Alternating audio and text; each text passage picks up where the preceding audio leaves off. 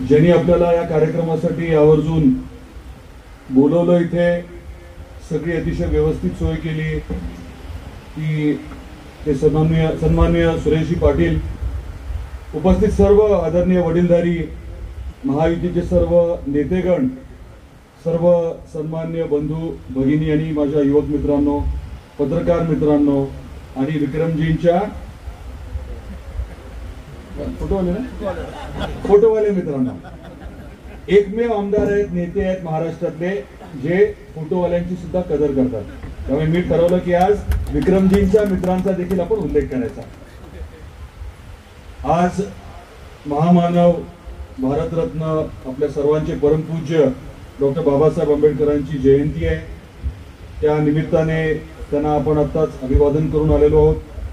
जयंतीच्या निमित्ताने आपल्या सर्वांना मनापासून मी शुभेच्छा देतो. आज खरं तर आपण एकत्रित आलोय, राष्ट्रवादी काँग्रेस पार्टीचे सर्व नेतेगण, सर्व प्रमुख कार्यकर्ते, महायुतीचे नेतेगण, महायुतीचे कार्यकर्ते आपण एकत्रित आलोय हा विषय जरा समजून घेण्यासाठी आणि पुढे नेण्यासाठी. 7 मेला मतदान असलेली निवडणूक ही कसली आहे? लोकसभेची निवडणूक आहे. लोकसभेची निवडणूक म्हणजे आपला प्रतिनिधी, उस्मानाबाद धाराशिव लोकसभा मतदारसंघाचा प्रतिनिधी, खासदार आपल्याला दिल्लीत पाठवायचा, लोकसभेत पाठवायचं, बरोबर आहे? मग आता खासदाराचं काम काय असतं?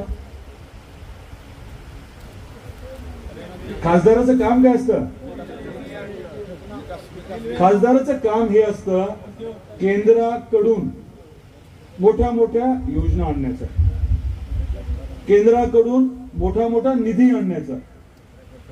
आपल्या भागातल्या जर काही अडचणी केंद्राशी संबंधित असतील तर त्याचा पाठपुरावा करून त्या अडचणी सोडवण्याचा.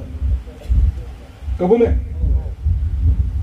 मग 5 वर्षामध्ये ज्याला आपण निवडून दिलं त्यांनी या बाबतीमध्ये जनतेचा विश्वास जो आहे तो खरा ठरवला का जनतेचा विश्वासघात केला? या बाबतीत प्रचंड मोठ्या प्रमाणामध्ये योग्य पद्धतीने आपण चर्चा घडवायला हवी. सगळ्यात मोठं काम काय केलं गेलं याच्याबद्दल देखील चर्चा आपण करायला हवी, हे मला सुरुवातीलाच सांगायचंय.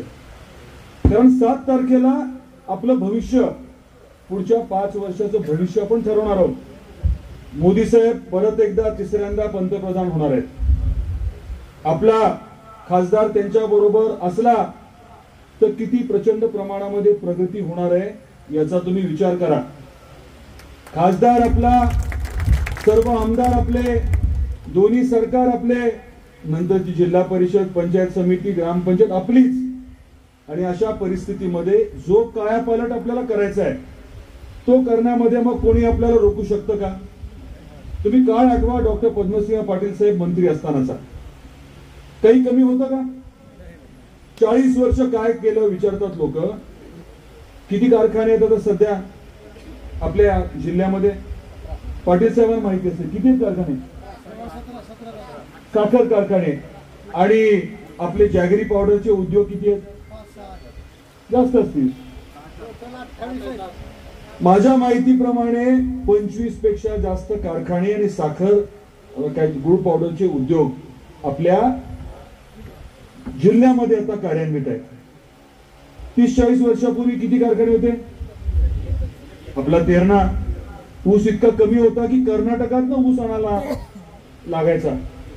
हे चित्र जे बदललं, हजारो कोटी रुपये शेतकऱ्याच्या घरात जे आता जात आहेत ते डॉक्टर पद्मसिंह पाटील साहेबांनी केलेल्या कामामुळे जातात.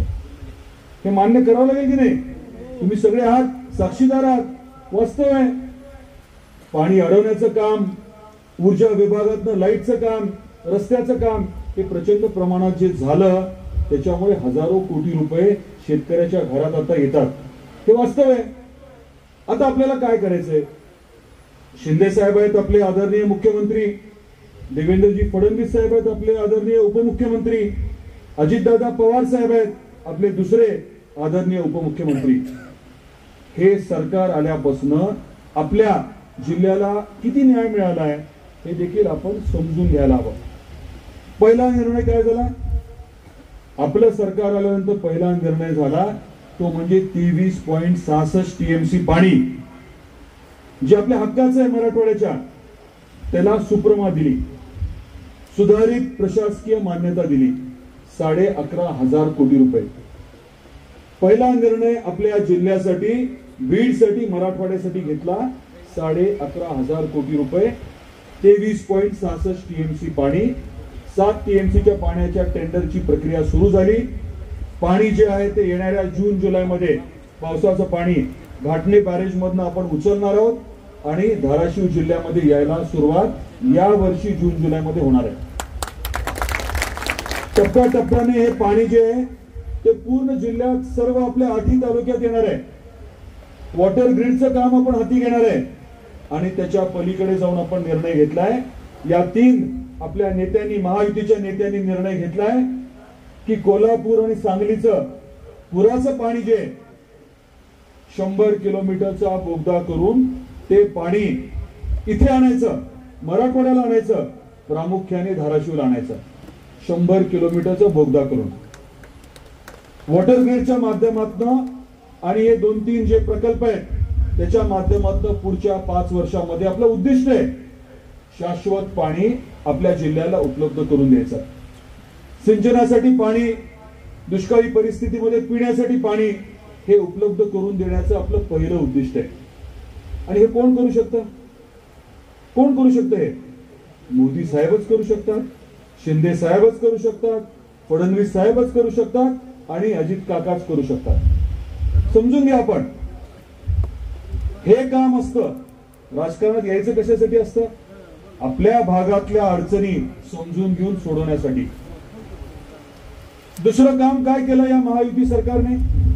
दुसरं काम केलं ते म्हणजे धाराशिव मध्ये कौडगावला 2,500 एकरची एमआयडीसी जी आपण उभं करायचं ठरवलं होतं, त्या एमआयडीसी मध्ये 1,500 एकर आता जमीन उपलब्ध आहे. माझे बऱ्याच वर्षापासून प्रयत्न होते की तिथे टेक्निकल टेक्सटाईल पार्क यावी. देवेंद्रजीने 2019 मध्ये या बाबतीमध्ये घोषणा देखील केली होती. मधल्या सरकारने त्या बाबतीत काही केलं नाही, पाठपुरावा करून देखील ठाकरे सरकारने काहीच केलं नाही आणि जे 2 लोकप्रतिनिधी आहेत त्यांनी तर काहीच केलं नाही. परंतु आपलं सरकार आल्यानंतर आपण निर्णय घेतला, महायुती सरकारने निर्णय घेतला की कौडगावला एमआयडीसीच्या माध्यमातून खुद्द एमआयडीसी टेक्निकल टेक्सटाईल पार्क उभी करते. 125 कोटीचे टेंडरची प्रक्रिया आता चालू आहे. अनेक उद्योजकांबरोबर चर्चा झाली आहे आणि पुढच्या काळामध्ये किमान 10,000 आपल्या भागातल्या मुलांना, मुलींना रोजगार उपलब्ध होणार आहे. कोणी केलं? महायुती सरकारने केलं. आपण ठरवलंय तामळवाडीला 300-350 एकरची एमआयडीसी, वाशीला काही जागा आपण ठरवून घेतलेली आहे, कळंबच्या बाबतीत आपण काही निर्णय घेतलाय, इतर ठिकाणी देखील आपण एमआयडीसी आणण्याच्या बाबतीत ठरवलंय. टप्प्याटप्प्याने मोठ्या प्रमाणामध्ये उद्योग आपण आणतोय. हा निर्णय जो आहे तो महायुती सरकारने घेतलेला आहे. त्यामुळे आपण समजून घ्या आपली ताकद. एक महत्वाचा आपल्या जिल्ह्याचा विषय महायुती सरकारने गेल्या या 2 वर्षामध्ये मार्गी लावलाय. आपण उद्योगाच्या माध्यमातून, रोजगार निर्मितीच्या माध्यमातून जो आपल्याला कायापालट करायचा आहे आपल्या जिल्ह्याचा, त्यासाठी आपण प्रामाणिकपणे नियोजनबद्ध प्रयत्न करतोय. तिसरा भाग आहे तो म्हणजे आई तुळजाभवानीचं मंदिर. त्या मंदिराचा विषय आपण हाती घेतला. प्रसाद योजना केंद्र सरकारची आहे, 100% अनुदानाची योजना आहे.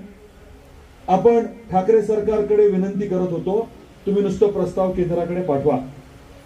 जय भवानी, जय शिवाजी म्हणणारे लोक, परंतु आई तुळजाभवानीचा साधा प्रस्ताव 2 वर्ष मी पाठपुरावा करून देखील त्यांनी केंद्राकडे पाठवला नाही. मी रुपये मागत नव्हतो, रुपये नको म्हटलं, फक्त आईचा हा जो प्रस्ताव आहे विकासाचा, तुम्ही फक्त केंद्राकडे पाठवा, 100% निधी तिकडनं येणार आहे. त्यांनी नाही पाठवला. आपलं सरकार आलं, तो प्रस्ताव तर मंजूर झालाच, परंतु त्याच्या पलीकडे जाऊन आपल्या मंत्रिमंडळाने 1,300 कोटी रुपयेचा प्रस्ताव जो आहे तो आई तुळजाभवानीचं मंदिर आणि तुळजापूरचा कायापालट करण्यासाठी घेतला. तुम्ही बघितलं असेल वाराणसीला तुम्ही बघितलं असेल मोदी साहेबांच्या माध्यमातून कशा पद्धतीचा त्या भागामध्ये बदल झाला. आज वाराणसीला जाणाऱ्या भाविकांची संख्या जर बघितली तर वर्षामध्ये गोव्याला जेवढे पर्यटक जातात त्याच्यापेक्षा कितीतरी पटीने भाविक आता वाराणसीला जातात. राम मंदिराचा उल्लेख केला, हे काय आपोआप झालेलं नाहीये. नियोजनबद्ध वर्षानुवर्ष प्रयत्न केले गेले, अनेकांनी प्रचंड मोठे त्याग केले, प्राणाची आहुती दिली आणि त्याच्यामधनं ते भव्य राम मंदिर अयोध्येमध्ये आता उभं राहिले. तिथला कसा कायापालट झाला बघा तुम्ही. अर्थव्यवस्था तिथली किती वेगाने वाढत चालली आहे बघा तुम्ही. त्या भागातल्या मुलींना रोजगाराची किती प्रचंड संधी उपलब्ध झाली बघा तुम्ही. तेर असेल, नळदुर्ग असेल, सोनारी असेल, आपले वेगवेगळे प्रसिद्ध दर्गे असतील, जैन मंदिर असतील.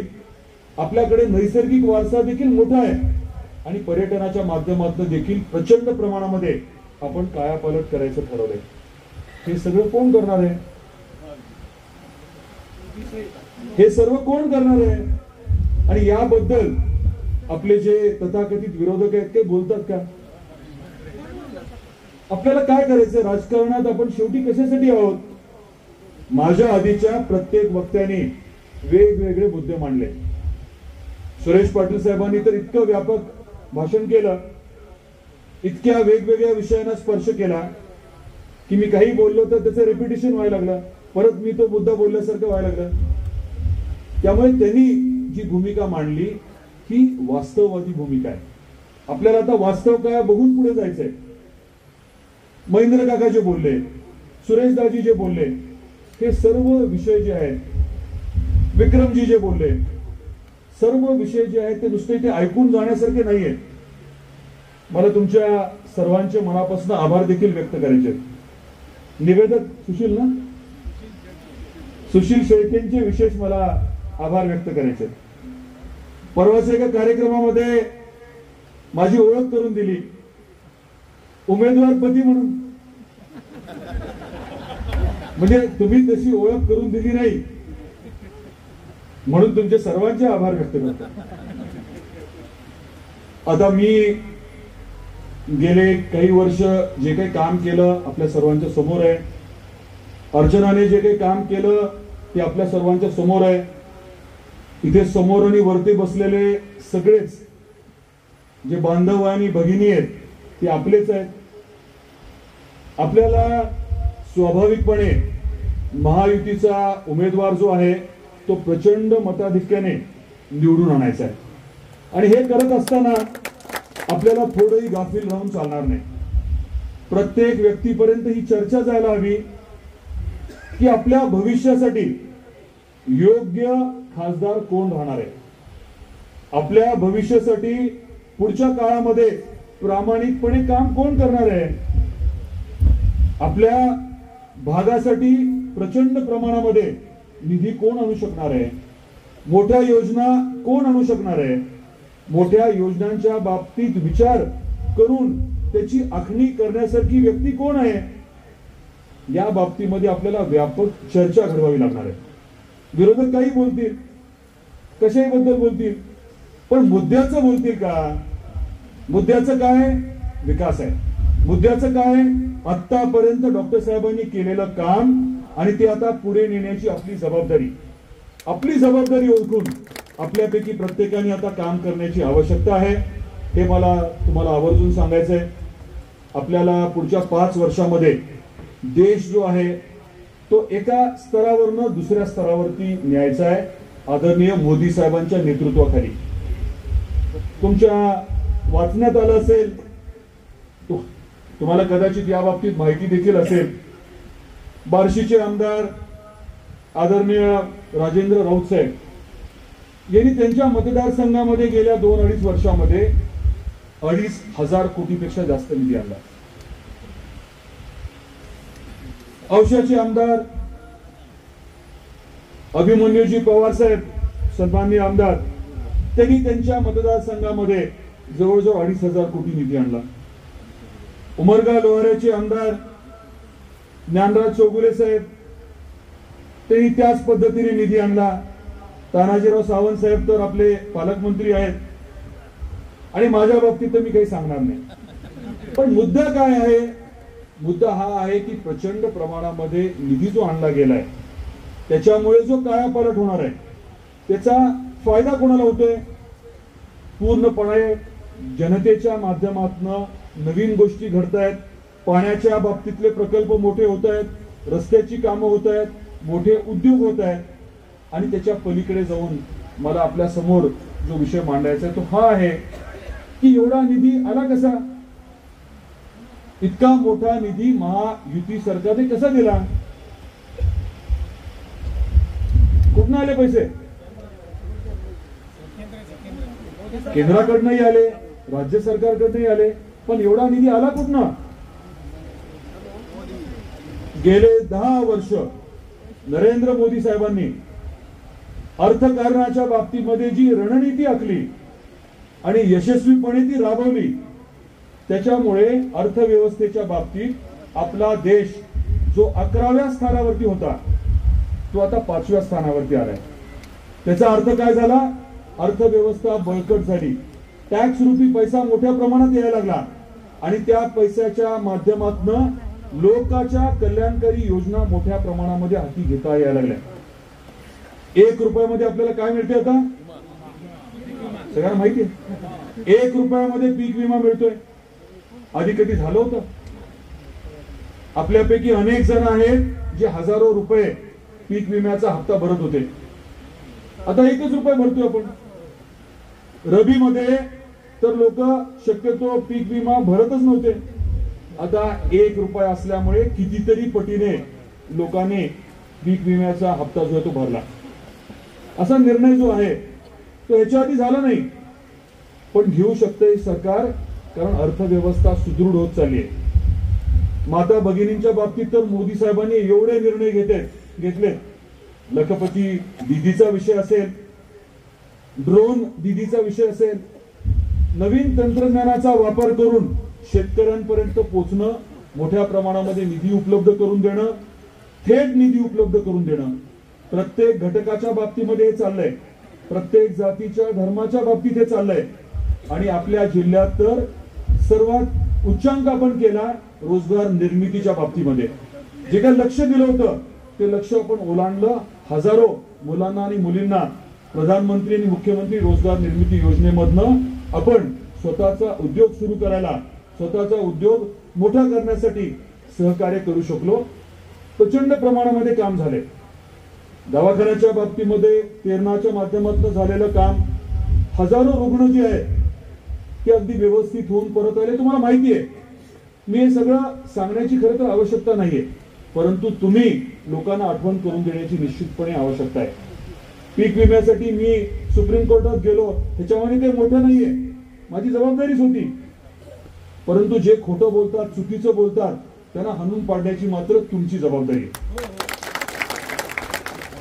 मी त्या स्तरावरती जाणार नाही, बाकीचे जाणार नाही ह्याची गॅरंटी मी देत नाही. पण मूळ मुद्दा काय आहे?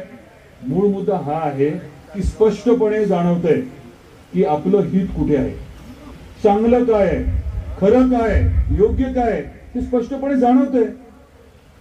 आता तुमची माझी जबाबदारी काय आहे? जबाबदारी एवढीच आहे की आम जनतेपर्यंत, आम मतदारापर्यंत ही चर्चा घेऊन जाण्याचं, ही तुमची माझी जबाबदारी आहे. आणि ही योग्य पद्धतीने आपण पार पाडावी ही मी आपल्याला आग्रहाची विनंती करतो.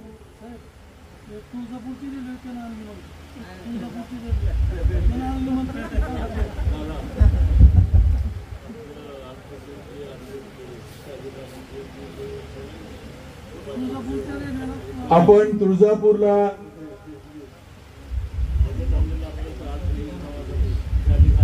निधीच्या बाबतीमध्ये सांगा म्हणताय.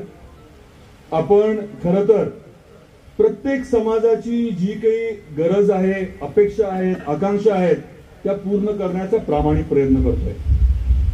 धाराशिवला शादीखान्यासाठी आपण 5 कोटीचा प्रकल्प हाती घेतलाय, 1 कोटी उपलब्ध करून दिले. नळदुर्गला तसंच आहे, 5 कोटीचा शादीखाना, 2 कोटी रुपये उपलब्ध करून दिले. बसवसृष्टीच्या बाबतीमध्ये आपण निर्णय घेतलाय, तिथे 2-3 कोटी रुपये उपलब्ध करून दिलेत. वसंतराव नाईक साहेबांचं स्मारक जे आहे त्याच्या बाबतीमध्ये देखील आपण निर्णय घेतला. त्याच्या बाबतीमध्ये देखील कामाची आता लवकरच सुरुवात होणार आहे. मराठवाडा मुक्ती संग्रामाचा प्रकल्प जो आहे, मोठा स्मारकाचा प्रकल्प आपण हाती घेतलाय. आणि स्वाभाविकच आहे की आपल्या ज्या काही अपेक्षा आहेत, आपल्या ज्या काही आकांक्षा आहेत, त्या पूर्ण करण्याची जबाबदारी आमच्यापैकी प्रत्येकाने स्वीकारलेली आहे. तडोळ्यातलं आपलं स्मारक असेल, इथे रेल्वेची 54 एकरची जमीन आहे, तिथे केंद्राचा प्रकल्प आणण्याचा विषय असेल, आपल्या धाराशिव मध्ये केंद्राचं म्हणजे केंद्रीय विश्वविद्यालय आणण्याचा विषय असेल, तुळजापूरला स्किल्स युनिव्हर्सिटी कौशल्य विकासाचं विद्यापीठ आणण्याचा विषय असेल, हे सर्व मुद्दे आपण मार्गी लावतो. आपण मला तुळजापूरच्या रेल्वेच्या बाबतीमध्ये 2014 मध्ये आपले आदरणीय पंतप्रधान नरेंद्र मोदी साहेब विधानसभेच्या निवडणुकीच्या प्रचारासाठी आले होते. तेव्हा त्यांनी त्या कार्यक्रमामध्ये जाहीर केलं होतं की तुळजापूर मी रेल्वेच्या नकाशावरती आणणार. भाषणातला निम्मा वेळ त्यांनी हे सांगितलं होतं की रेल्वे आली की तीर्थक्षेत्राचा विकास होईल, तीर्थक्षेत्राचा विकास झाला की या भागाचा आर्थिक विकास होईल. 2019 मध्ये मला वाटतं सोलापूरला त्यांनी या प्रकल्पाचं भूमिपूजन केलं. नंतर अनैतिकता दाखवत अनैसर्गिक जे ठाकरे सरकार झालं, त्यांनी मात्र 2.5 वर्षामध्ये 1 रुपया सुद्धा दिला नाही. मी पाठपुरावा केला, मी हक्कभंग आणला. परिवहन मंत्री अनिल परबजी यांच्यावरती हक्कभंग आणला, परंतु शेवटपर्यंत त्यांनी 1 रुपयाही दिला नाही. त्यांनी जर ठरल्याप्रमाणे राज्य सरकारचा हिस्सा दिला असता तर आतापर्यंत रेल्वे तुळजापूर मार्गे सोलापूरहून धाराशिवला आली असती. आपल्या महायुती सरकारने काय केलं? सरकार आलं, आपण आठवण केली, लगेच त्यांनी निम्मा हिस्सा द्यायचा निर्णय घेतला, पैसे उपलब्ध करून दिले आणि आता टेंडरची प्रक्रिया अंतिम टप्प्यामध्ये आहे. आचारसंहिता संपली की रेल्वेचं काम सुरू होणार आहे. रेल्वे आणली म्हणणाऱ्यांनी कागदोपत्री दाखवावं.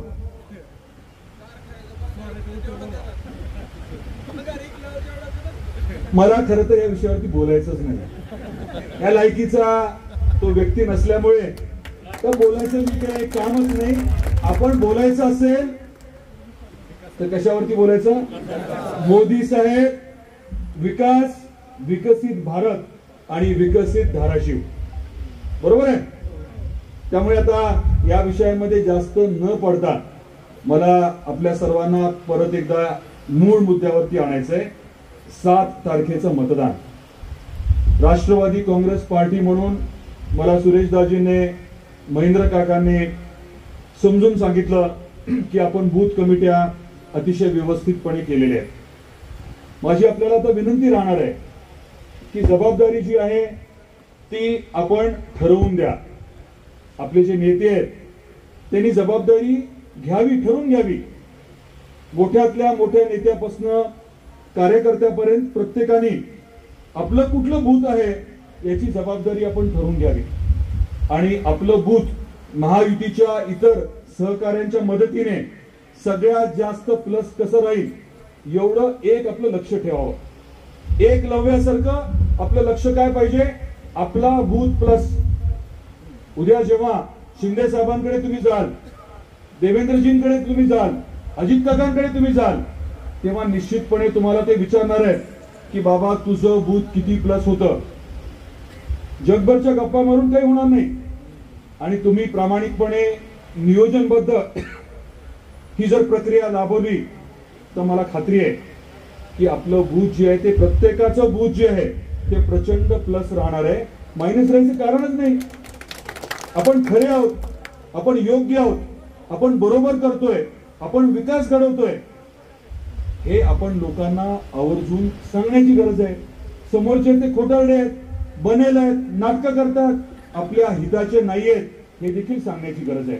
आणि आपण सर्वांनी हे अतिशय योग्य पद्धतीने करावं हीच मी आपल्याला कळकळीची विनंती करतो आणि थांबतो. जय हिंद, जय महाराष्ट्र. सांगितलं, राजकीय माणसानं नाही, भ्रष्टाचाराची पद्धत, पैसे खायची पद्धत ही कधीही अर्चनाताईला किंवा राणादादाला अशा गोष्टीचा संपर्क नाही, स्पर्श नाही. निष्प्रह निरंतर नेता की त्यांच्याबद्दल एकही अर्वाच्य भाषेत शब्द बोलणं हे चुकीचं आहे. आणि त्याने जरी अर्वाच्य भाषेत बोलला तरी राणादादा कधीच अर्वाच्य भाषेत बोलत नाही, कधीच बोलताना तोल जात नाही, कधीच बोलताना अपशब्द वापरत नाही. काल अर्चनाताईला 35 मिनिटं भाषेत तळण्यात केलं, अगदी मुद्दे शोध. त्यांनी जिल्हा परिषद असताना किती कामं केली, त्यांनी कधीही टक्केवारी घेतली नाही. आज त्यांचे जिल्हा परिषद अध्यक्ष होते, बिगर टक्केवारीचं काम केलं नाही. परंतु अर्चनाताईनं जी काय कामं केली, काय त्या कामाचं त्यांनी सांगितलं. प्रत्येक पक्षाच्या बद्दल त्यांनी सगळी माहिती दिली. आज ह्या सगळ्या गोष्टीमध्ये रेल्वेचं काम असू द्या, काय आपल्या जिल्ह्यातलं कुठलंही विधायक काम असू द्या, समजा दादा आहे, 300-400 कोटी रुपये विम्याची येते. मग त्यांनी कोर्ट कचेऱ्या केल्या, त्यांनी नियम नियमावली केली, त्यांनी वाटाघाटी केल्या, त्यांनी मंत्र्याकडे गेले, त्यांनी सगळं केलं, त्यांनी कोर्टात गेले, त्यांनी 30 लाख 40 लाख 50 लाख खर्च स्वतःचे केले की शेतकऱ्याला विमा मिळाला पाहिजे. आणि ह्याने नुसतं उठायचं उपोषणाला बसायचं, वारे नौटंकी, बिगर भांडवली धंदा. हा नाटक करतो काय, शेतकऱ्याला मिळालं पाहिजे उपोषण. ही असं करणाऱ्या माणसाला काय प्लॅनिंग करावं लागतं, कसं काम ते लोकांच्या शेतकऱ्याच्या पदरात पडण्यासाठी काय करावं लागतं.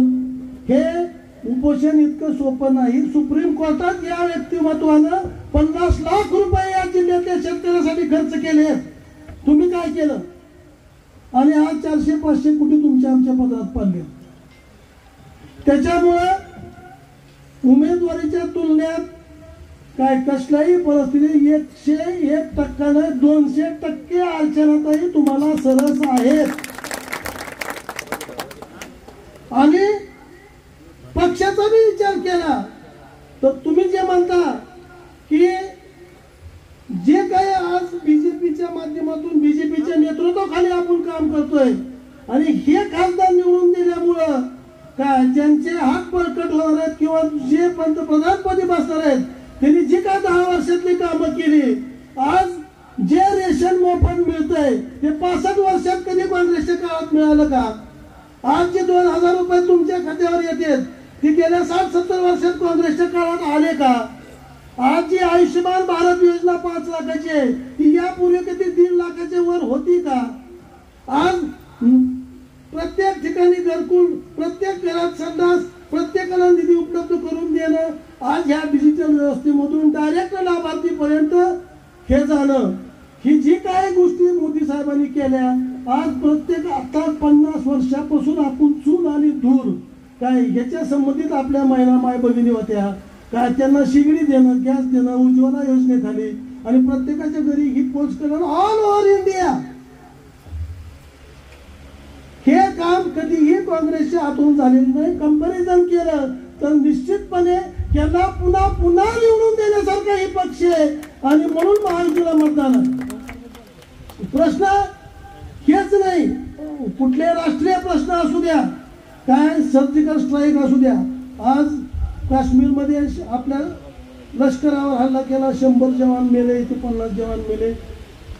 त्यांनी 100 मारले तर त्यांनी रातोरात मोदी साहेबांनी सर्जिकल स्ट्राईक करून तिथं हेलिकॉप्टर उतरून पद्धतशीर त्यांनी 400 मारले आणि सगळ्या जगाला धक्का बसला की याला म्हणतात माणूस.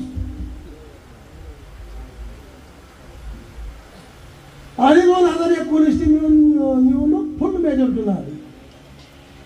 आज एवढा जटिल प्रश्न 50 वर्षापासून राम मंदिरचं जी अटल बिहारी वाजपेयीला राम मंदिर पूर्ण करणं जमलं नाही आणि हेही मुस्लिम बांधवाशी मतभेद न होऊ देता, कुठलाही गोंधळ दंगल न होऊ देता आज तिथं राम मंदिरातली मूर्ती प्रतिष्ठापित केली.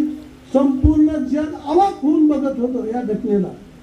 भारतातील सर्व मान्यवर हजर होते आणि अशा पद्धतीनं कुठलंही काम कार्यान्वित करणं, एवढा मोठा दुनियादारीचा कोरोना, सगळ्यात अगोदर सगळ्यात लवकर व्हॅक्सिनवर लक्ष त्यांचं. जिथं व्हॅक्सिन तयार होतं तिथं स्वतः पंतप्रधान जाऊन बसले, लवकर करा, माणसं वाचली पाहिजे.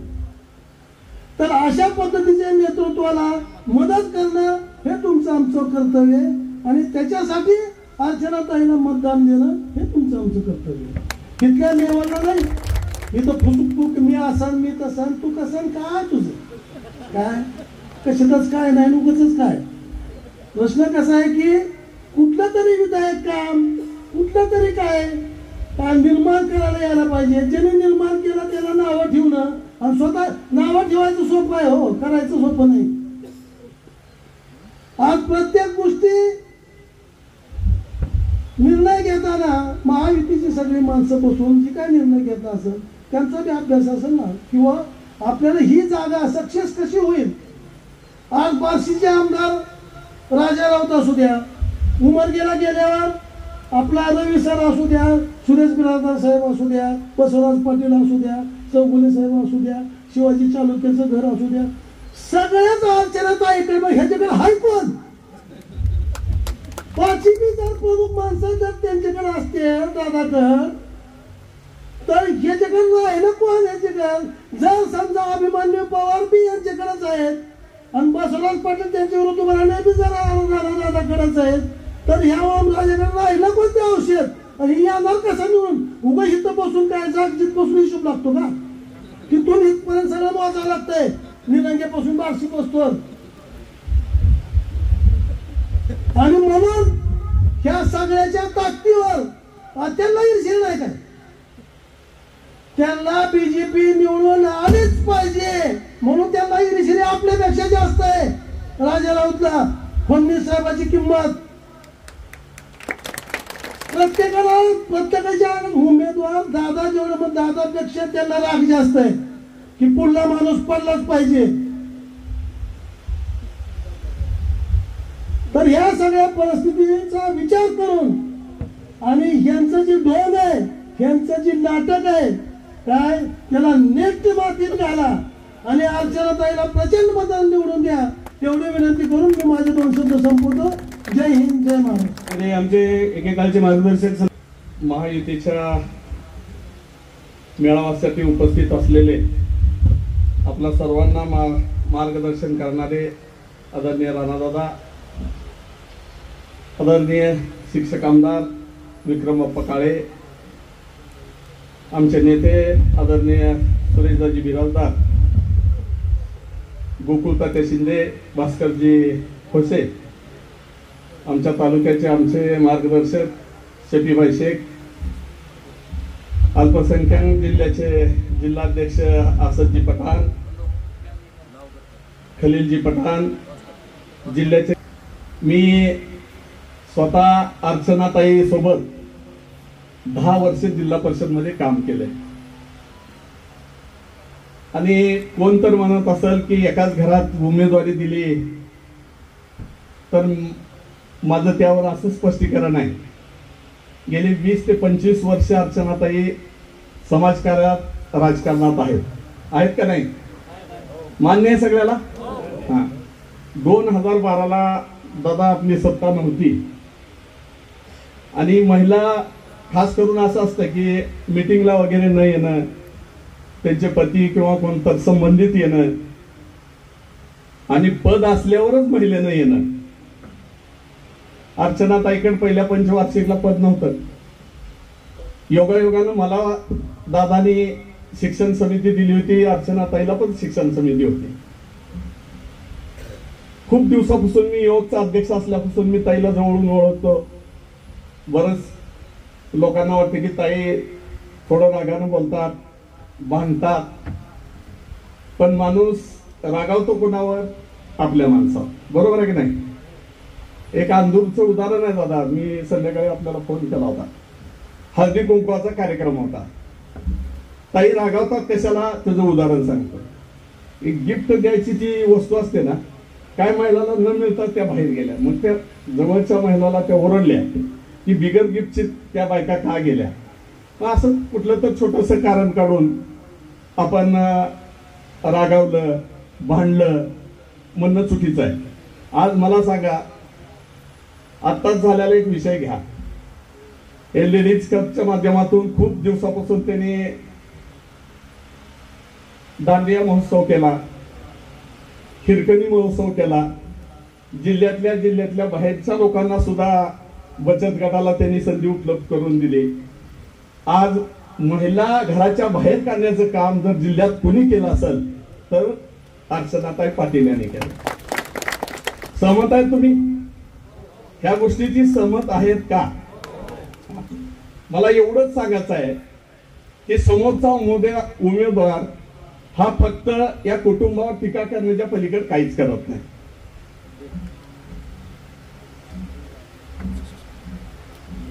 माफ करा जरा,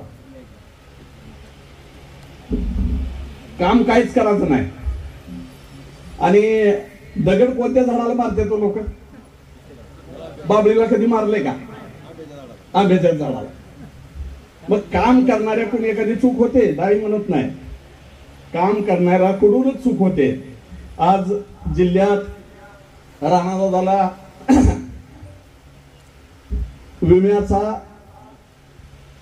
विमा मिळवून देणारा माणूस, बरोबर आहे, विमेवाले आमदार. मी माझ्या तालुक्यातलं उदाहरण सांगतो. दादा, तुम्ही सहज आव्हान केलं, लोकांनी अक्षरशः 1.5 किलोमीटर रांगा लागल्या आणि त्यांना त्याचा लाभ बी झाला. खूप तुमच्यावर विश्वास आहे, तुमची दूरदृष्टी आहे, प्रत्येक विषयाला तुमचा टच आहे. आज अर्चनाताई सारख्या सुशिक्षित महिलेला आपण संधी आदरणीय अजितदादाच्या माध्यमातून, महायुतीच्या माध्यमातून मिळाली. आपल्याला संसदेच्या माध्यमातून, खासदारकीच्या माध्यमातून खूप काय करण्यासारखं आहे. बापूंनी सांगितलं, फोन उचलणं, फोन करणं काय कुणावर उपकार नाही. दादा, त्यांनी सांगितले 65,000 नंबर आहेत माझ्याकडे बी 36,000 नंबर आहेत. मी बी दिवस रात्र फोन उचलतो. मग काय मी उपकार करतो का? मला बी कुठं तर जिल्हा परिषदला निवडूनच दिले ना. मग मी त्याच्या पलीकडे गेलं पाहिजे. सेल्फी काढायला आलेला मुलगा, तू काय शिकतोस, तुझं घरचं कसं आहे, तुला नोकरी आहे का, हे कुणी विचारायचं. सेल्फी काढलेली 7 लाख होणार आहे. अरे अशा सेल्फीनं जर झालं तर घराच्या बाहेरच पडायची गरज नाही ना, बरोबर आहे की नाही? आणि अशा पद्धतीनं भूलथापा द्यायच्या, वरवरच्या गोष्टी करायच्या. कोण आजारी आहे म्हणलं तर त्याला कधी मदत करता का तुम्ही? तेरणा हॉस्पिटलच्या माध्यमातून हजारो लोकांना लाभ मिळालाय का नाही? प्रत्येक गावात गाडी येते का नाही? न्यायाची व्यवस्था होते, त्याचं ऑपरेशन केलं जातं, त्याची देखभाल केली जाते, त्याला गावापर्यंत सोडलं जातं. होते का नाही आज? मग काय दादानी काय हलगी लावली का, मी ही केलं, मी ही केलं म्हणून? केलं का कधी? तुम्ही साधं टायराला जॅक दिला की 30 सांगत फिरायला, आज जॅकच दिलाय मला. अरे जॅक देणं मामा, माझी तुमची ओळख आहे आणि माझी एक गाडी तुमच्या गावात आली, मी तुम्हाला फोन केला, जॅक द्या, चालकात येत ना म्हणणार. साध्या गोष्टी आहेत. चांगला आहे बाबा, तू जॅक देतोच, चांगला आहे. पण जॅक त्यांचा नसू द्या, जॅकची कंपनी काढा की, जॅकची कंपनी काढा, 4 लोकांना त्याच्यात उद्योग द्या, तेव्हा काय तर तुमचं नाव होईल. एवढ्या मोठ्या संसदेत जिथं कायद्याचं पालन केलं जातं, जिथं पूर्ण देशाचं अर्थकारण चालतं, आपल्या दरिद्रीच म्हणायचं काय दादा? हा, दरिद्री जिल्हा म्हणजे हे दरिद्री जिल्हा. तू बी ह्याच जिल्ह्यात आहेस की? हा, तू गावापासून आहे सांग बघ. तू 2009 ला निवडून आलास. डॉक्टर साहेबांकडे 25-30 वर्ष कारखाना म्हणून ह्या बाजाराकडे दिला. काय केलं कारखान्याचं? अहो, मी युवकचा जिल्हाध्यक्ष असताना दादाच्या गाडीत असायचो. आमचे आदरणीय नेते सुरेशदाजी असतील आणि राहुलभाई मोठे असतील, ह्या दोघांना 7-7 कोटी रुपये लागायचे होते. आणि त्यांनी दादाकडे प्रस्ताव दिला होता. खरं दादा, दाजीला म्हणते, दादानी स्पष्ट सांगितलं, तुम्ही माझ्या घरचे, मी जर DCC बँकेतून एवढे पैसे काढले तर माझी ही डीसीसी बँक बंद पडत. त्यांना समजावून सांगितलं. असा दूरदर्शी नेता आदरणीय राणादादा आपल्या पाठीशी. बऱ्याच लोकांना वाटते, आज मला एका पत्रकारानं म्हणलं आताही ऑफिस मध्ये चाललंय. अरे ऑफिसच त्यांचं आहे. घड्याळ इथं कुणी आणलं होतं? घड्याळच डॉक्टर साहेबांनी आणलंय. ह्या तेरणीवर बैठक झाली घड्याळाची पहिली. घड्याळाला संजीवनी देण्याचं काम आदरणीय डॉक्टर साहेबांनी केलं. बरं, अर्चनाताईने आजपर्यंत किती निवडणूक लढविल्या हो? किती लढवल्या माहितीये का? 2 लढवल्या. 2 जिल्हा परिषद लढवल्या. कोणत्या चिन्हावर लढवल्या? आता कशावर लढाले? मग अडचण कुठं आहे? आज महिला, एवढी सुशिक्षित महिला, आता काय हो का, एकुरग्याला 5 लाख रुपयाची मदत दादाने केली. पण कोणाची चिठ्ठी आली दवाखान्यासाठी. मग असं कुठं तर उदाहरण दाखवा. 10,000 कोणाला तर नेऊन दिले. तुम्हाला पैशाचा फोन आल्यावर उचलता का? ती एक रेकॉर्डिंग करत दाखवा. 10,000 मागितल्यावर तुला दिलं बाबा म्हणून एखाद्याचा आभार मानलेलं दाखवा. मी फोन घेतो, मी फोन करतो. अरे ऑपरेटर तुमच्याहून जास्त करते का नाही? मग तेवढंच काम करणार हो का तुम्ही? झालं 5 वर्ष भरपूर झालं. तुम्हाला लोकांनी संधी दिली होती. खूप काय करण्यासारखं होतं. तुम्ही एकदा जिंकला होता, एकदा पराभूत झालतात. पण अरे निश्चित 100% मी जरी त्या पक्षात नसलो, मी दादासोबत होतो ज्यावेळेस खासदारकी लढताना. अहो काय, कुठं राणादादाचं काम, कुठं समोरच्याचं काम कुणीकडेच गेलं. मोदीची अशी लाट आली, भादराला लागली लाटरी. ठीक आहे, आता तुम्ही जरा खांद्यावर कुणाच्या तर हात टाकलाय, कुणाला तो फोन केलाय, पण ह्याच्या पलीकडे जावा. काय तर उद्योग करा. आमच्या बापूचं 3 कारखाने चालू आहेत. आम्ही छोटा कार्यकर्ता, माझा बी एक कारखाना आहे का नाही? औषधाचा कारखाना. कधी बघायला आलो तर या मंगरुळला. असं एखादा कारखाना काढा, 10-20 लोक कामाला लावा. अशा पद्धतीनं काम झालं पाहिजे. आणि मला खात्री आहे आमच्या भगिनी अर्चनाताई, त्यांची खूप तळमळ आहे. आणि 50% महिला तो, त्यांचं जर सबलीकरण झालं, त्यांना जर आर्थिक मदत मिळाली. एक पुरुषाला मदत होणं आणि एक महिलेला मदत होणं खूप फरक आहे. एका महिलेला मदत झाली तर पूर्ण कुटुंब चालतं. बरोबर आहे की नाही? तिनं पूर्ण पैसे त्या कुटुंबाला वापरते. आणि अशा पद्धतीनं हे अभ्यास केलेलं कुटुंब आहे. बरं, ताईला 3ही भाषा येतात. इंग्लिश येते, हिंदी येते, मराठी येते. संसदेत जरा फायदा आहे त्याचा. तुम्हाला मोठमोठ्या कंपन्या इकडे आणायच्या म्हणलं तर तुम्हाला थोडं इंग्लिशचं बी ज्ञान असलं पाहिजे. होय रे लका? कसं रे लका? अरे लकावर भागतंय का? खपटाच्या हार. अरे काय चाललंय तुझा? एवढा मोठा नेता इथं आलाय, तू लका? होय रे, कुठे गेलतात? अरे सगळ्यालाच बोलायला येते बाजारात. पण काम केलं पाहिजे. आणि निश्चित मला विश्वास आहे, मी 10 वर्ष ताईबरोबर काम केले. आणि त्या माध्यमातून ताई आपल्या जिल्ह्याचा विकास, आदरणीय मोदी साहेबांचं नेतृत्व, ज्यांनी विश्वगुरु म्हणून त्यांना मान्यता मिळाली. मी देशातलं कमी बोलेन, परदेशाचं भरपूर बोलायला काय.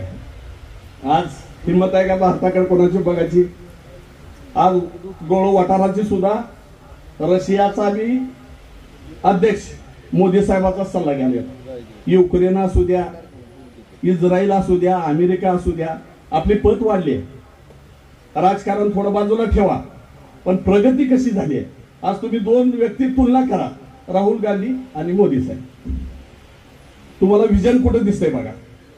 आणि ह्या माध्यमातून आपल्याला आपला खासदार मोदी साहेबांच्या विचाराचा खासदार द्यायचा आहे, अजितदादाचा विचाराचा खासदार द्यायचा आहे, आदरणीय मुख्यमंत्री शिंदे साहेबांच्या विचाराचा, सर्व मित्र पक्षाच्या विचाराचा, महायुतीचा खासदार निवडून द्यायचा आहे. आणि तुम्ही हक्कानं, दादाचे तर घर आहे, तुम्ही ताईला फोन करू शकता, दादाला फोन करू शकता, मल्हार दादा आले, असं पूर्ण कुटुंब जे समाजासाठी वाहून घेतलंय, अशा कुटुंबातून आलेली आमची भगिनी, तिला निवडून देणं खूप गरजेचं आहे. निक्या भूलथापा मारून विकास होणार नाही.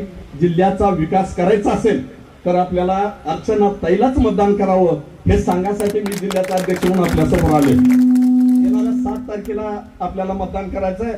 मला वाटतं 18-19 तारखेला आपल्याला फॉर्म भरायचा, आपल्याला सूचना विनंतीवादा सूचना केली जाईल. त्या दिवशी आपल्याला मोठ्या संख्येनं तिथं उपस्थित राहणे गरजेचं आहे.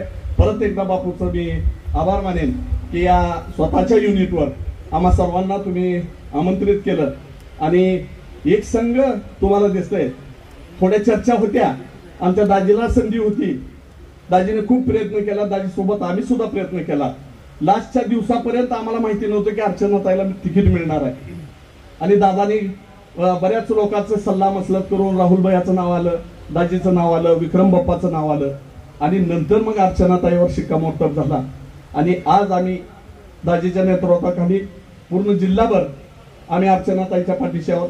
अर्चनाताई घड्याळाच्याच आहेत, कुणी शंका घ्यायचं कारण नाही.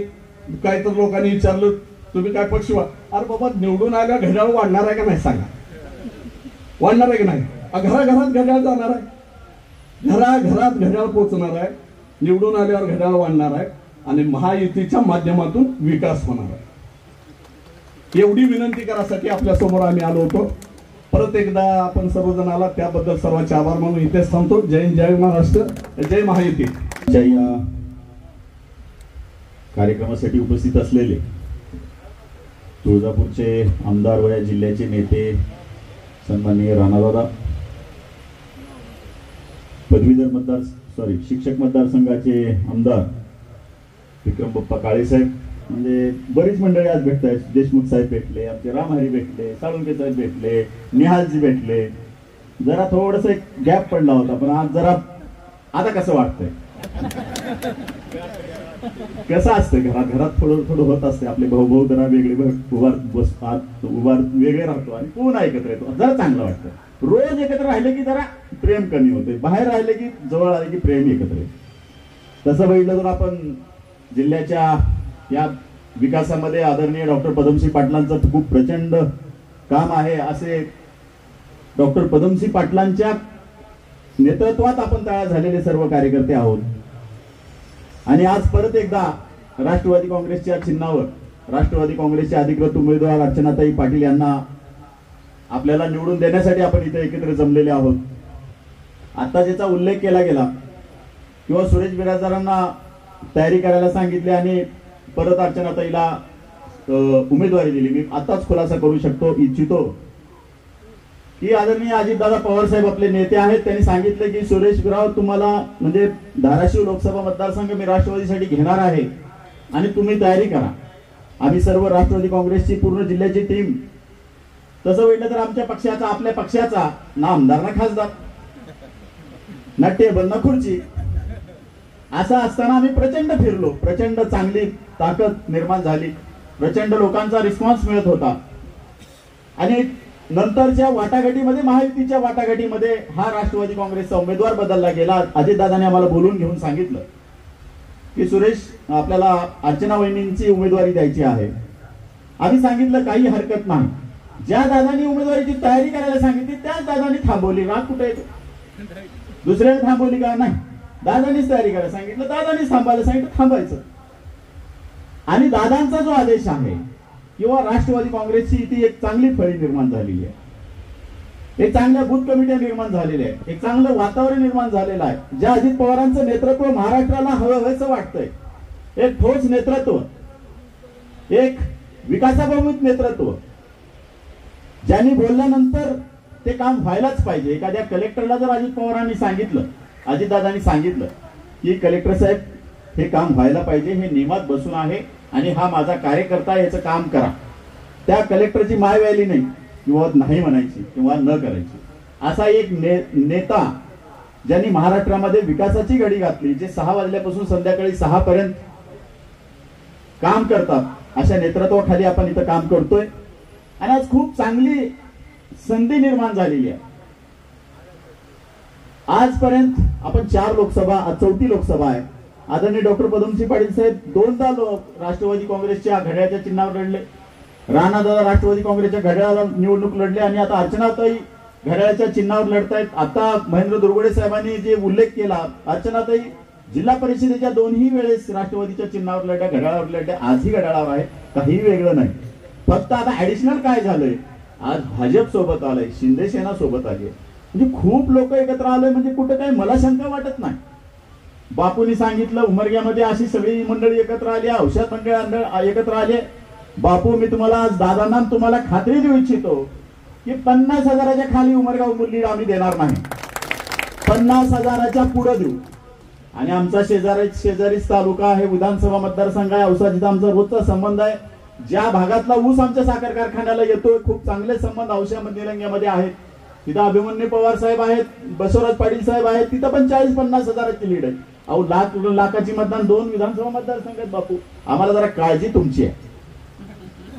उस्मानाबाद कळमची जरा काळजी वाटते. बाहेरून रोजचा संबंध आहे, कुठेतरी काहीतरी खोट्या बोलतापा देत आहेत. इथे बाजूला तेरणा साखर कारखाना आहे. आमची जिल्हा मध्यवर्ती बँकेची निवडणूक झाली. आम्ही सर्व संचालक मंडळी एकत्र बसलो. राणादादांनी सांगितले की सुरेश बिराजदारला चेअरमन करायचं आहे. त्यांनी अर्बन बँक चांगली बनवली, त्याला बँकेची माहिती आहे, त्याला करायचं ठरलं.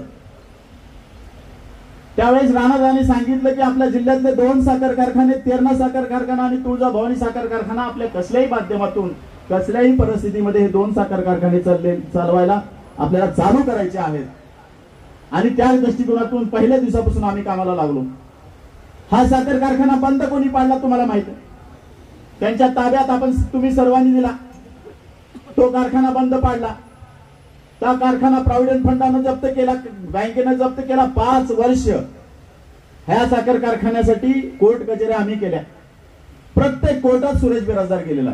हायकोर्टात गेला, डीआरटी कोर्टात गेला, डीआरटी कोर्टात गेला. 5 वर्ष संघर्ष करून सर्व ज्या लिगल मॅटर्स आहेत त्या आम्ही हे काढल्या, बाजूला काढल्या आणि हा साखर कारखाना भाडेतत्वावर देण्याचा आम्ही प्रयत्न केला.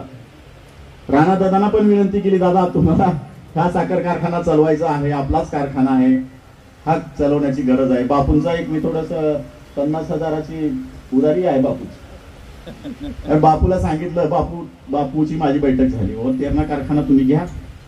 बापू म्हणले नाही नाही नाही, ती जर गडबड होऊ लागली, उद्या टेंडरची लास्ट डेट होती. बापू म्हणलं तुमचे 50,000 जाऊ द्या, परंतु उद्या टेंडर फॉर्म घ्या. बरोबर आहे बापू, 50,000 रुपये तुमचे गेले. त्यामुळे त्याचं देणं सुरेश बिराजदार लागतोय नक्की. बापूने टेंडर घेतलं पण भरलं नाही. विषय काय होतो, कुणी घेतला हा विषय नाहीये, परंतु राणादादांच्या नेतृत्वाखाली ज्या राणादादांनी सुरेश बिराजदारला जिल्हा मध्यवर्ती बँकेचा चेअरमन केलं, त्या सुरेश बिराजदार आणि संचालक मंडळाने हा साखर कारखाना आज चालू केलेला आहे. आणि तो चालू झाल्याचं म्हणजे या भागातील शेतकऱ्यांचं पुण्य हे राणादादांच्या माध्यमातून आम्हाला आहे. आणि तो साखर कारखाना आज चालू झालेला आहे. आणि बंद तुम्ही पाडायचं ना आम्ही चालू करायचं. तेरणा साखर कारखाना असेल, तुळजाभवानी साखर कारखाना असेल, दोन्ही साखर कारखाने आम्ही त्या चालू केलेले. अशा कितीतरी कामं राष्ट्रवादी काँग्रेस पार्टीच्या माध्यमातून, राणादादाच्या माध्यमातून आपण करू शकलो. आणि आज कुठेतरी विकासाच्या प्रश्नावर चर्चा करत असताना कुठेतरी दुसऱ्या भूल थापाला देणं, ज्या समोरचे उमेदवार काय बोलतात तुम्हालाच माहिती. मी त्यांच्याविषयी जास्त बोलावं असं वाटत नाही. मी फोन उचलतो, प्रत्येक जण फोन उचलतो. एक उदाहरण सांगतो फोनचा. इरला दाऊदपूरला, आमच्या राजेगावला पूर आला. पुरात 2 नवरा बायको आणि त्यांची 2 लहान लेकरं अडकलेली होती इरला दाऊदपूर. आम्ही प्रशांत फंड साहेब, महेश नलावडे साहेब आज दोघं तिघ असं तेरला आलो. त्यांची शाळा बघितली, पुरात सगळी वेढलेली होती. तसंच समजलं तिकडं इरला दाऊदपूरला जायचंय, म्हणजे तिथं अडकलेले माणसं म्हणून आम्ही गेलो. तिथल्या सरपंचाला भेटलो. तिथं परिस्थिती बघितली, ती माणसं अशी बारीक झाडावर हे होते. तिथून त्याच ठिकाणाहून आधी दादांना फोन केला. दादा म्हणलं असं असं झालेलं आहे. महाराष्ट्राचे आपण म्हणजे उपमुख्यमंत्री दादा होते आणि ही परिस्थिती भीषण आणि हे वाहून जातात. प्रचंड पुराचा तुम्हाला माहिती आहे पूर कसला मोठा आला होता. दादानी थोडा वेळ थांबलं. मला एक अर्ध्या तासाने परत फोन आला. सुरेश बिराजदार, मी चॉपरची हेलिकॉप्टरची सोय केलेली आहे. इथून हेलिकॉप्टर पुण्यातून निघणार आहे. इथून मी एनडीआरएफची टीम पाठवली आहे. आणि ती योगायोगाने काय झालं, मी गाडीत असताना फोन आला. मी गाडी तिथंच होतो, इथला दाऊदपूरला बसलो होतो. ह्याच मंडळींनी सांगितलं की रेकॉर्ड करा. आणि रेकॉर्ड करत नाही, आयफोन मध्ये तर रेकॉर्ड नाही, पण त्या दिवशी रेकॉर्डिंग होतं. आणि ते हेलिकॉप्टरनं ती माणसं काढली. इथल्या काही मंडळींनी लगेच टाकलं, आमच्यामुळं हे झालं. मग आमच्या बरोबरच्या मंडळींनी सांगितलं, दाजी बघा योगा काय चाललंय, तुम्ही केलंय, राणा आधी दादांनी पाठवलंय, तुमच्याकडे रेकॉर्डिंग आहे, का पाठवत नाही. मला वाटलं अजितदादा काहीतरी शिवाय घालतील मला. दादा म्हणतील अरे मी काय बोललो तू कशाला रेकॉर्डिंग करायला. म्हणलं डेअरिंग करू आणि पुन्हा जाऊन माफी मागितली दादांची. दादा म्हणलं तुमच्या अप्रोक्ष केलं. दादांचं रेकॉर्डिंग व्हायरल केलं लगेच. सुरेश बिराजदार मी असं एनडीआरएफ चिठ्ठी पाठवले, हेलिकॉप्टर पाठवले. एवढं फास्ट बोलणं. इथं पाहिजे असेल तर रेकॉर्डिंग वाजून दाखवतो, एक दिवशी दाखवू वाटल्यास व्हॉट्सअपवर पाठवू. म्हणजे असं खोटं कशाला तुम्ही श्रेय घेताय. त्या दिवशी अक्षरशः एक पोस्ट पडली पुन्हा डिलीट झाली ज्यावेळेस आम्ही रेकॉर्डिंग हे केलं. अशा पद्धतीने खोटं श्रेय घेण्याचं काम ही मंडळी करत आहेत. एक तुम्हाला उदाहरण सांगतो. या जिल्ह्यामध्ये या मेडिकल कॉलेजचा आज खूप मोठा आम्ही केलं. आम्ही महाविकास आघाडीत होतो. या महाराष्ट्राचे उपमुख्यमंत्री अजित पवार साहेब होते. या महाराष्ट्राचा आरोग्यमंत्री राष्ट्रवादी काँग्रेस पार्टीचा होता. आम्ही प्रयत्न केला नाही का. आम्ही राहुल मोठे साहेब अजितदादांना भेटलोय. दादा आमच्या जिल्ह्याला मेडिकल कॉलेज मिळालं पाहिजे. दादांनी राजेश टोपेला सांगितलं, दादांनी अमित देशमुखांना सांगितलं. हे मेडिकल कॉलेज दुसऱ्या जिल्ह्यात चाललेलं होतं आणि ती मेडिकल कॉलेज या जिल्ह्यामध्ये आणण्यासाठी अजित पवारांचा खूप मोठा वाटा आहे. ज्या अजित पवार आमचे जावई आहेत त्यामुळे सासरवाडीसाठी दिलेली त्यांनी हे भेट आहे. कुठंतरी आम्हीच केलं म्हणजे बाकीच्यांनी काहीच नाही केलं असं जे खोटं सांगतायत त्या कुठंतरी भूलथापाला आपण बळी पडू नका. माझी आपल्या सर्वांना विनंती आहे की आपल्या अर्चना वहिनी या सुशिक्षित आहेत. त्यांना जिल्हा परिषदेच्या माध्यमातून खूप मोठा अनुभव आहे. राणादादासारखे एक विकासाभूत नेतृत्व जे कधी खोटं बोलत नाहीत. आम्हाला बऱ्याचदा आम्ही म्हणतो डॉक्टर साहेब आम्ही बोललोय बरं का. म्हणजे कधी कधी डॉक्टर साहेबाला आम्ही म्हणायचं साहेब जरा म्हणा. अरे कशासाठी म्हणायचं जे आहे ते म्हणायचं. खरं आहे वस्तुस्थिती आम्ही खूपदा सांगायचं. काहीतरी एखाद्याचं समाधान करायचं होत नाही म्हणणार साहेब सांगा त्याला जरा होते बघू तर म्हणा. नाही ते होत नाही. राणादादांचं तसंच आहे. जे पीक विम्याच्या बाबतीत असेल, या जिल्ह्याला निधी देण्याचा विषय असेल, राणादादांनी 5,000 कोटीचा निधी या जिल्ह्यामध्ये आणला, या तालुक्यामध्ये आणला. या सर्व गोष्टीचं सांगायला वेळ नाहीये. खूप मोठी यादी करावं लागेल आणि आपल्याला विकासाच्या प्रश्नासंदर्भात निवडणूक लढवायची आहे. आपला उमेदवार 100% निवडून येणार आहे. ही काळ्या दगडावरची पांढरी रेष आहे. कुठंच काही शंका नाही. ह्याला कुठं यंत्रणा तरी उभा करायला आहे का. तुम्ही कितीही भाषण केले, खोटे केले, लोक भूलतापाला बळी पडणार नाहीये. मोदी साहेबांसारखं देशाचं नेतृत्व आहे. मोदी साहेबांच्या पाठीशी आपण महायुती आहोत आणि तिथून निधी आपल्या महाराष्ट्राला मिळणार आहे. एक लक्षात घ्या. तुमचं माझं शेतकऱ्यांचं कल्याण करायचं असेल तर देशातून केंद्रातून निधी महाराष्ट्राला मिळाला पाहिजे तर आपल्याला मिळेल. जर तुम्ही विरोधात असाल, आज देशामध्ये मोदी साहेबच पुढचा पंतप्रधान आहेत आणि त्यांच्या विचाराचा जर खासदार आपल्या जिल्ह्याचा असेल तर आपल्या जिल्ह्यामध्ये चांगला विकास निधी मिळू शकते. याच्यामध्ये कुठेही तुम्ही शंका बाळगू नका. आपल्याला आपला स्वार्थ आहे. आपल्या जिल्ह्याला निधी मिळाला पाहिजे, आपल्या शेतकऱ्याला इथं मदत व्हायला पाहिजे. या दृष्टिकोनातून आपण राष्ट्रवादी काँग्रेसच्या आपले उमेदवार अर्चनाताई पाटील यांना निवडून द्यावं अशी मी विनंती करून माझे 2 शब्द संपवतो. जय हिंद, जय महाराष्ट्र. मोदी सरकार आपकी बार 400 पर थोडं सरकार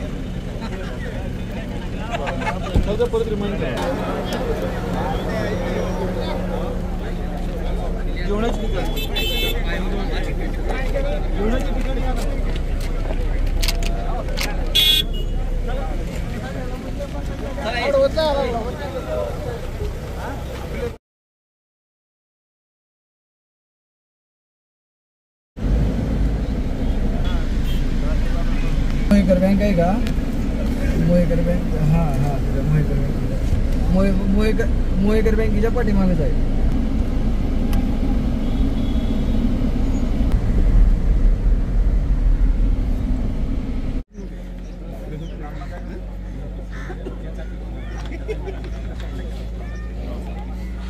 दोन दिवस जाऊ द्या. पुढे 2-3 दिवस जाऊ द्या.